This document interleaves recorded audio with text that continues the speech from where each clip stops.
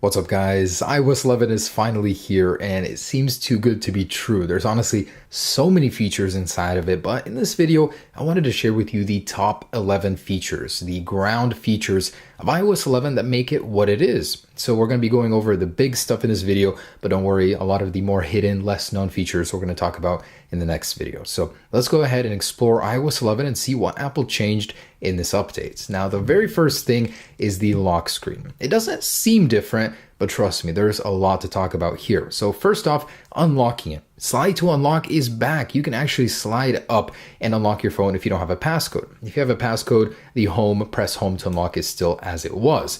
Now, the notification system on the lock screen has been rethought, so you can bring up older notifications right here, and that completely replaces the swipe down from the top over there. Super neat. And that way these notifications don't just randomly disappear, they're always there. Over here is your widgets view. As you can see, there's some bugs with iOS as it is still a beta right now. Over here is the camera, so that's just as usual. But the lock screen has been rethought, and even the music player, which looks really cool, fits well with the notifications. So just want to show you a little demo of that. And look at that, you got a new music player. Now, if you receive a notification, it'll share the lock screen space with the music player just like that. Instead of before where the music player would completely hog the lock screen page, it now shares the space. Super neat. Now jumping in, you'll notice that animations and the look of iOS 11 is a lot different too. Starting from the lock screen and the animation it takes to unlock iOS. Look at that, very smooth. You'll notice Apple reworked the animations everywhere. From something like opening an app and closing it, there's a very subtle different animation. You'll notice when you're exiting an app, greets you, it like runs at your face. So just like that, take a look at that. Kind of a cool effect, I like that. Things such as even going into a sub menu, you'll see that the animations change up there as it adjusts to the selection you're going to make. Things as small as even moving applications around in wiggle mode have a new animation as well. It's a lot stickier, so it doesn't like bounce around everywhere. I noticed that. Opening up the control center even has a different animation. Opening up the notification center, which by the way, takes you back to the lock screen look right here. So it's a very curious choice, but it doesn't lock the phone. On the dock, you'll notice there are no icon labels whatsoever, which is a very clean look. I welcome it. I wish there was an option to turn all of them off. Also, over here, you'll notice that the calculator has new icons. There's a new stock folder files. We'll get to that. And the App Store and iTunes have new icon labels. So the overall look and feel of iOS has been reimagined. It doesn't look too different, but there certainly are updates to the animations and some little tiny details with the looks. Oh, not to mention the app switcher. So that has a new animation as well. It's a little bit different. It slides in from the side. Very clean. I think it works well. So next up is messages. This one got a huge rework from Apple. So the overall interface is a little bit different. You'll notice it looks a lot like the music application. In fact, a lot of iOS 11 draws inspiration from the music application. But in here, jump into a conversation, and on the bottom, you'll notice that the settings have been a little bit tweaked. Instead of the 3 icon setup over here that was a little busy, you have this over here. And the App Store has a new interface down here for the sticker packs and things like that. So you can quickly look through those. If you want to do the heartbeat feature, it's still here, hasn't gone anywhere, just a nice clean new interface. And Apple has added some new effects. So if you want to go to the screen, you can actually see there are several new effects over here. There's a spotlight, and I think that's just about it. So there are some new effects inside of iMessage, which has been completely reworked. And iMessage conversations will now be synced across all devices, which is a really cool feature, as you no longer have to take that storage and keep it on your device. It's kept in the cloud instead, which saves you a lot of room. Next up, the control center. Personal opinion, I do like it. It seems a little hectic. Honestly, I think Apple could have optimized it just a little bit better, but overall, it does the job. It's exactly what I wanted, a one-page control center. So you have a slider over here for the brightness, a slider for the volume, kind of an elegant little solution there. So it seems like it's pretty limited, but don't be fooled. Not only is 3D Touch supported in almost every area here, actually in every area you can 3D Touch, especially useful on this one, which you could just slide up real quick instead of having to select an option for the flash over here. Of course, you have your usual toggles that are a little bit optimized, a little bit different. Looks really clean. You have a nice little animation when turning on orientation lock. This is the only one without a 3D touch toggle. Over here, you have a platter full of controls and stuff, and that's cool. You can even enable personal hotspots and other things. But it gets better, guys. You can actually control how many toggles you want to have in Control Center, hence the empty space up here. As you add more, this moves up. Let me add some and show you. So in the Control Center tab over here, go ahead and find a toggle. This is so similar to Flip Control Center, to CC settings, a lot that we've seen in the jailbreak side of things.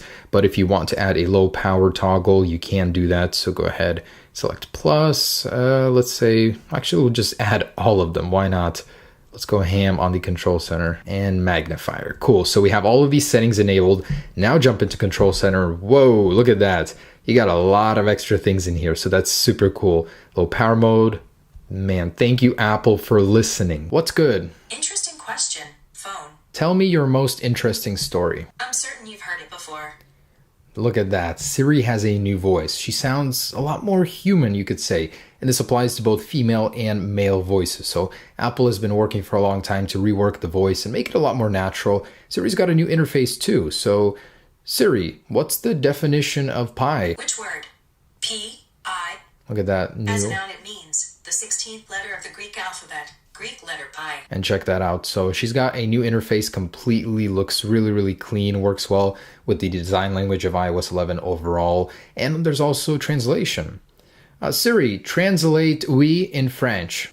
No. Oh, that's cool. This is in beta. It's not fully cooked yet, but look at that. You can translate certain languages right now in Siri. That is so nice. There's also a new Siri kit, more APIs, so Siri's going to get a lot stronger. You're going to see her in more third-party applications. So Siri's got a huge rework for iOS 11. And there's an entirely new learning system for Siri where she will make suggestions in a whole bunch of different applications based on your behavior. So she will learn your behavior, your habits, and she'll suggest things based on that. Apple gave a lot of good examples. Let's say you always hit the gym, she'll remind you, or you tell her to remind you something on a future date and she will do that continually. Basically she learns based on your habits. Now Apple Maps got a rework and it honestly fixes one thing that frustrated me the most: lane guidance. Apple Maps used to never tell you which lane to be in when turning. Now it will. Also, it'll display the current speed limit where applicable, where it can find it. And there's an altogether new feature called Do Not Disturb while driving. So if your phone detects that you are moving while using the navigations, it will basically put your phone into complete dark mode and it will only allow certain notifications to come through if you whitelist them. Not only that, there is a crash. There is a new feature inside of Apple Maps that will allow you to get detailed information inside of airports and malls. So it's going to be a slow rollout, but there will be hundreds of more, they say, each month. Now, photos and camera got a huge rework on all devices. In particular, the 7 Plus got some nice features too. But let's start with the general Photos app. If you actually jump in and take a live photo, you have several new effects you can apply. If you actually scroll up on the photo, you can see that there are several effects. Now you can choose between live, a loop on the photo, so it'll just go ahead and loop like that. And there is another one called the bounce, I believe. So it'll basically do a boomerang style where it'll go back and forth to your live photos. I see Apple is really getting with the times here. There's also long exposure, which is kind of neat. You can do after, mostly for nature and waterfall photos, but I think that's really cool.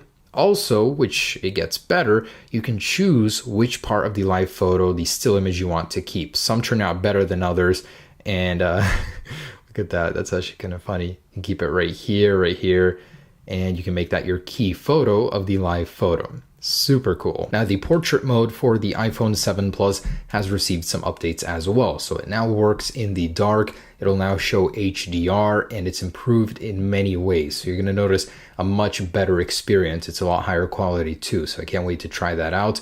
But portrait mode has been improved and there's a new codec used in iOS 11 for video and photos, which means your photos will actually take up 2 times less storage using the new HEVC codecs. That means if you have a low storage device, upgrading to iOS 11 will be very, very good for you storage-wise. You'll be able to take a lot more pictures and a lot more videos. And the App Store. The App Store has got a complete rework. It looks completely different. To be honest with you, I think it's not good for the App Store because it's just too big. A lot of people like to see, things compact in that list view, which is now gone. Everything is really blown up like the music application. So I'm personally not a fan, but this is the new look of the App Store.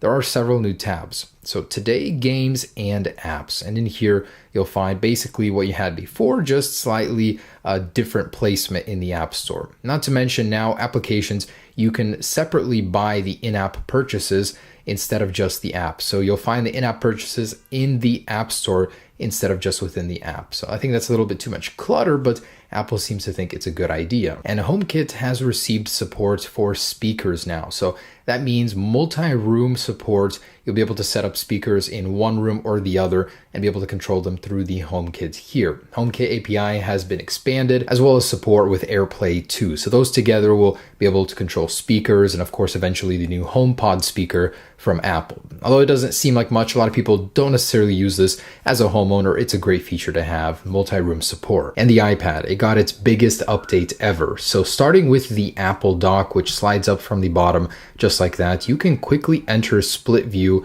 just by dragging up and dragging over. Now the first icon or the first actual page is the separate one that you can quickly move around over here. And to make it a split view, just drag down on the second one and then you can adjust it like before. So it's a completely reworked solution for getting the split view open. Slide over basically doesn't really exist anymore. Also over here you have all of your icons. You can add as many as you want. It's a lot like the dock from Mac OS, which is really neat. So you've got this, you've got the little single view that you can keep overlapped on other applications.